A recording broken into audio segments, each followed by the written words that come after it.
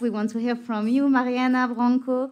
Like I said, you are a researcher. You're working with the Portuguese platform for women's rights. So you're coming all the way from Portugal. Thank you so much. And interestingly, you're also doing a thesis on OnlyFans, which is something we are really interested about because there is not a lot of research actually on what's really happening on OnlyFans, in spite of the fact that many testimonies and many accounts highlight the strong links with human trafficking, sexual exploitation, and different extreme forms of violence. And so I think when we discussed to prepare this, you also told me there are a lot of struggles for researchers to get access to data about this platform. So that's very interesting. Maybe you can tell us a little bit about what you have found, the fact that also, although OnlyFans is often highlighted as an empowering kind of platform and tool, it has actually serious ties with different forms of exploitation. And anything else you want to tell us about this? Thank you so much, Alyssa. Thank you to everyone that's present here today. It's a pleasure to be here all the way from Portugal. I would just like to add that the Portuguese platform for women's rights that I'm representing here is also part of the EWL. So we have that representation and we fight, of course, for women's rights, and we are an abolitionist platform. When it comes to OnlyFans, I would like to just give a brief introduction to the platform, as many people may not be familiar with it. And it has some new forms of sharing sexual content that I feel are relevant when we talk about it. And the first important thing is that OnlyFans allows for sexual content because it has very liberal terms of services. It allows to sell and to buy that content, and the platform makes it seem that they actually put some restrictions on it. For example, you can't use the word Lolita, which is usually related to child pornography, but that doesn't mean child pornography or child sexual abuse isn't on this platform. I would just like to say that around 98% of content on OnlyFans is sexually explicit.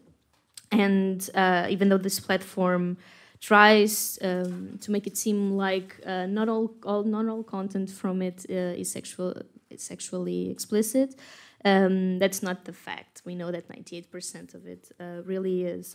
And so, just so you know, the CEO of OnlyFans really tries to sell this as a feminist platform.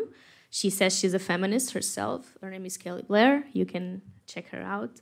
And she usually makes very relevant information, which is that platforms like this not only empower women, but give women the freedom of choice to make real and important decisions about their bodies. And that's nothing relating to mainstream pornography, which I would argue is a very manipulative way of explaining what OnlyFans really is. And I would like to add also that OnlyFans is a subscription-based website, so you can create your account and some people subscribe and then they have access to the content itself.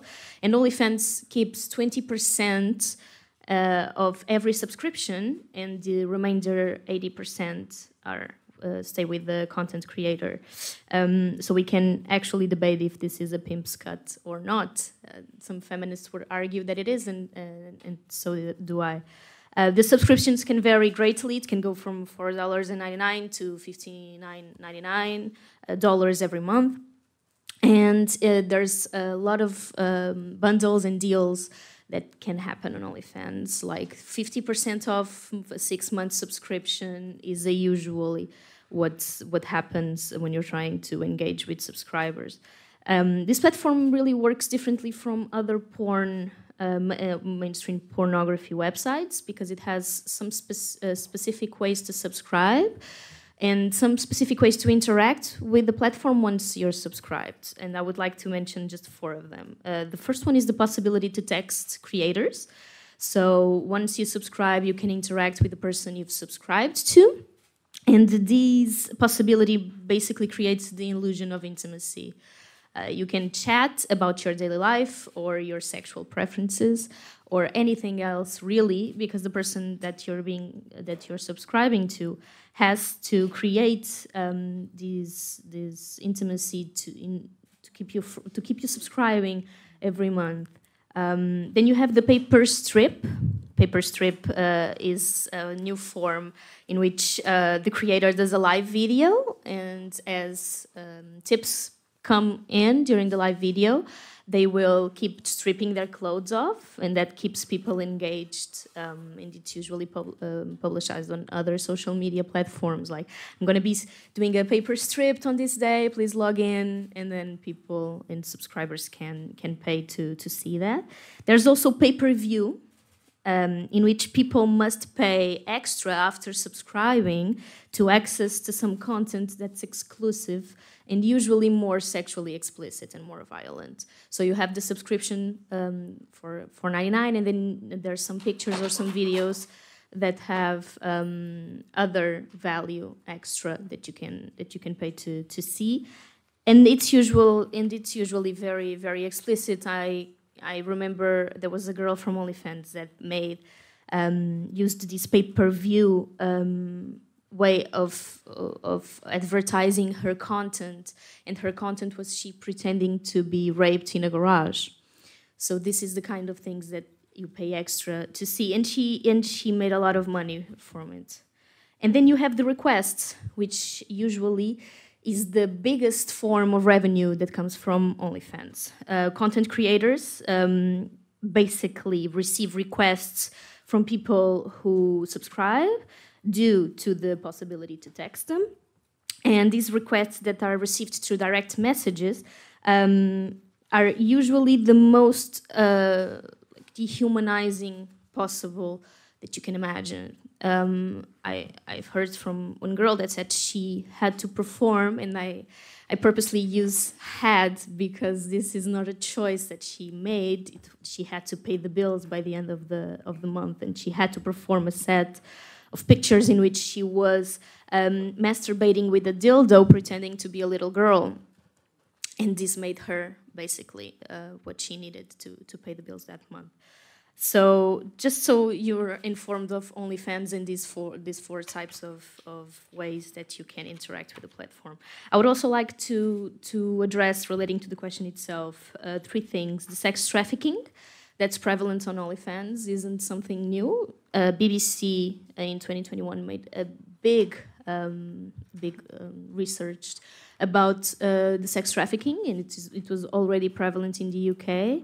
But there's more information now that I can talk to you about. And the biggest investigation that there is about sex trafficking was made by the Anti-Human Trafficking Intelligence Initiative and Awareness is Prevention. And they spent more than, I don't know how much money, they don't specify, but a lot of money, subscribing to OnlyFans accounts to have access to the content that's being produced. And in just 2 hours, they found numerous cases of potential victims of sex trafficking, but also of sexual violence, including non-consensual sexual relationships, aka rape. Of course, these cases were then reported to the police. But just so you know, it takes a lot of money to subscribe to these accounts and to have access to it. As Alyssa said in the beginning, we don't really have the funds to understand what's really going on behind this, because if you're not subscribing to this platform, then you don't have access to the whole of the content. And even if you are subscribing to the platform, you don't have access to the requests. Or maybe you cannot have access to the pay-per-view and the paper strip. So it keeps adding, and that's a way of the platform itself to protect it from being scrutinized by researchers, and specifically by the police. So I would like to add this, that makes it very difficult for us to understand it. And then there's also agencies that recruit women, supposedly legally, to get them to the platform. And then there's also leaked content, which is one of the most searched themes on mainstream pornography websites such as Pornhub. if you search it, there's a lot of leaked content. Also on Telegram groups, it's very prevalent there. And all of this makes so OnlyFans not only got bigger and bigger over time, but it became prevalent in our culture, in our discourse online, and I can specify some things later on. Thank you.